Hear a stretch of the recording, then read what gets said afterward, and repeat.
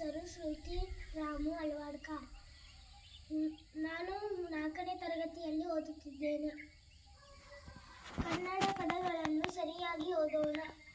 ನೆನೆಗುದಿ ತಪ್ಪು, ನನೆಗುದಿ ಸರಿ. ಕೂಲಂಕುಷ ತಪ್ಪು, ಕೂಲಂಕಷ ಸರಿ. ಅನಾನುಕೂಲ ತಪ್ಪು, ಅನಾನುಕೂಲ ಸರಿ. ಪದಾರ್ಪಣೆ ತಪ್ಪು, ಪದಾರ್ಪಣೆ ಸರಿ. ಕೋಟ್ಯಾಧೀಶ ತಪ್ಪು, ಕೋಟ್ಯಾಧೀಶ ಸರಿ. ಕೋಟ್ಯಾಧಿಪತಿ ತಪ್ಪು, ಕೋಟ್ಯಾಧಿಪತಿ ಸರಿ.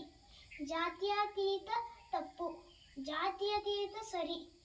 ಚಳುವಳಿ ತಪ್ಪು, ಚಳವಳಿ ಸರಿ. ತಿಳುವಳಿಕೆ ತಪ್ಪು, ತಿಳಿವಳಿಕೆ ಸರಿ. ಅನನುಭವ ತಪ್ಪು, ಅನನುಭವ ಸರಿ.